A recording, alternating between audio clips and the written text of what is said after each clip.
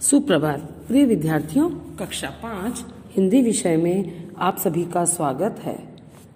बेटा, हमने कल हमारी पाठ्य पुस्तक मेधा का पाठ 8 हमें जागना होगा पढ़ा, जो कि एक पत्र है और इस पत्र को नेताजी सुभाष चंद्र बोस ने अपनी मां प्रभावती देवी को लिखा था।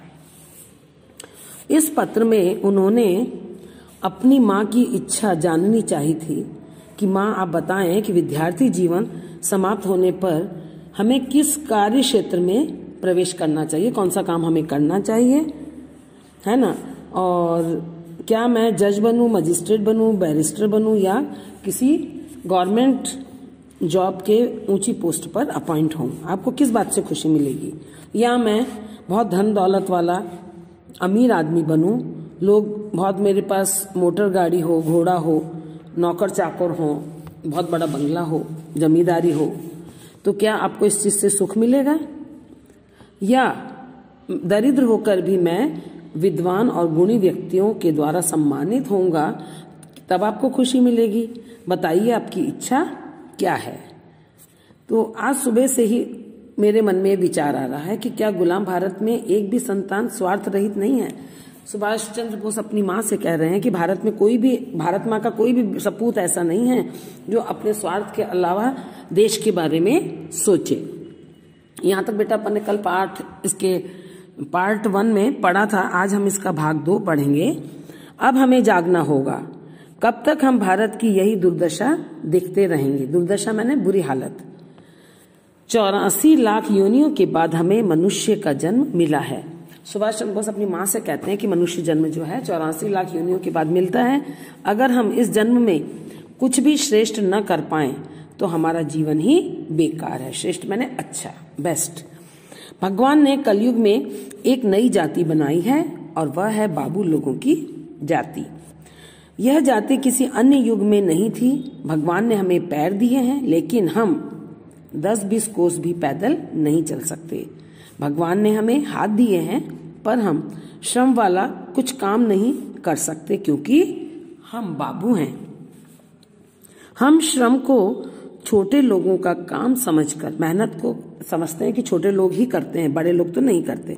उससे घृणा करते हैं। किससे? मेहनत से, श्रम से। घृणा माने नफरत। कारण है कि हम बाबू हैं। हम सब काम नौकरों से करवाना चाहते हैं। हाथ पैर चलाने में हमें कष्ट होता है क्योंकि हम बाबू हैं। गर्म देश में जन्म लेकर भी हम गर्मी सहन नहीं कर सकते और साधारण सी ठंड में हम कपड़ों से लद जाते हैं। ज्ञान विवेक होते हुए भी हम उसका प्रयोग नहीं करते। मानवता की ओर हमारा ध्यान ही नहीं जाता। यही कारण है कि हमारा देश दिन प्रतिदिन पतन की ओर बढ़ रहा है। पतन माने गिरावट की ओर बढ़ रहा है। बहुत दुखी है इस बात को लेकर नेताजी सुभाष चंद्र बोस, है ना। लेकिन अब समय आ गया है जब हमें अपना स्वार्थ त्याग कर भारत माता की सेवा में लग जाना चाहिए। आजकल मेरा दिल हर रोज भारत माता के रोने की आवाज सुनता है। शायद एक दिन और लोग भी इसकी ये आवाज सुन पाएंगे। नेताजी दुखी हो रहे हैं कि भारत माता को इस बात का रोना आ रहा है कि कोई भी सपूत देश की सेवा करने के लिए तैयार नहीं है, और उस आवाज को शायद हो सकता है कुछ दिनों बाद और लोग भी सुन लें। मैं हमेशा भारत माता का सेवक बनकर रहना चाहता हूँ। क्या कहा नेताजी ने अपनी माँ से कि मैं हमेशा जीवन में भारत माँ का सेवक बनकर ही रहना चाहता हूँ। यदि इस बीच आपकी सेवा न कर सकूं तो मुझे क्षमा कर दीजिएगा। नेताजी अपनी मां से कहते हैं कि मैं भारत मां की सेवा में लगना चाहता हूं। अगर आपकी सेवा न कर सकूं तो आप इस बात का कष्ट मत लेना, क्योंकि आपकी सेवा में सिर्फ मेरा ही कल्याण होगा, लेकिन भारत माता की सेवा में पूरे राष्ट्र का कल्याण होगा। मेरी प्रभु से प्रार्थना है कि मैं संपूर्ण जीवन दूसरों की सहायता में बिता सकूं। क्या प्रार्थना है प्रभु से नेताजी की? कि मैं पूरा जीवन देश की सहायता में बिता सकूं, दूसरे लोगों की मदद कर सकूं। मुझे आशा है कि वहां सब कुशल से होंगे, वहां सब सानंद होंगे। कृपया मेरा प्रणाम स्वीकार करें और इस पत्र का उत्तर अवश्य ही दें। सदैव आपका प्रिय पुत्र सुभाष।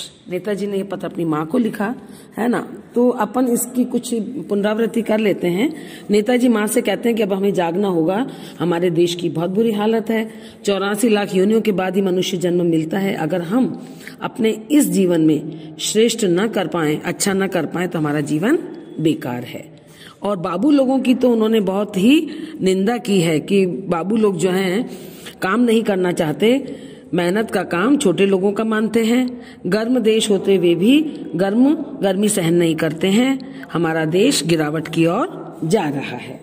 हमें तो नेताजी कहते हैं, मैं तो पूरा जीवन अपने राष्ट्र की सेवा में, राष्ट्र के कल्याण में ही लगाऊंगा। और भारत माता की सेवा के दरमियान यदि मैं आपकी सेवा ना कर सकूं तो आप इस बात का बुरा मत मानना, मुझे क्षमा कर देना। तो ये आज की कक्षा बेटा हमारी यहीं समाप्त होती है। आपका गृह कार्य है कि इस पत्र का भाग 2 आप पढ़ेंगे और 4 या 5 प्रश्न बना के उनके उत्तर रफ कॉपी में लिखेंगे। धन्यवाद।